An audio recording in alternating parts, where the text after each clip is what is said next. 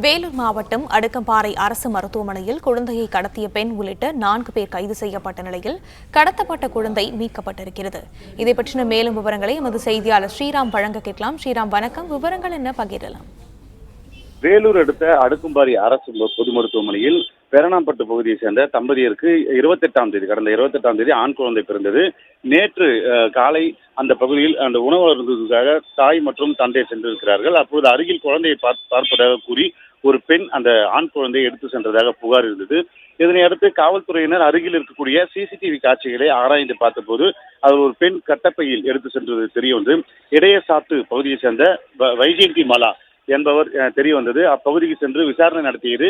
வைஜெயந்தி மாலா மற்றும் அவருடன் கூட்டாளி 2 பேர் சேர்ந்து பெங்களூரை சேர்ந்த நபரிடம் அந்த குழந்தையை கொடுத்ததாக தகவல் அறிந்து தற்போது போலீசார் அந்த பெங்களூரை சேர்ந்த நபரையும் பிடித்து கிருஷ்ணகிரியில் விசாரணை நடத்தியிருக்கிறார்கள். குழந்தையை மீட்டிருக்கிறார்கள். இன்னும் 1 மணி நேரத்தில் அடுக்கம்பாறை அரசு பொது மருத்துவமனையில் அந்த குழந்தையை பெற்ற தாயிடம் ஒப்படைக்க உள்ளனர். இதனால் 24 மணி நேரத்தில் குழந்தையை மீட்டதன் காரணமாக போலீசாருக்கு அப்பகுதியை சேர்ந்த பொதுமக்கள் வாழ்த்து தெரிவிக்கிறார். இன்னும் 1 மணி நேரத்தில் அந்த குழந்தையை பெற்றோரிடம் ஒப்படைக்க இருக்கிறார்.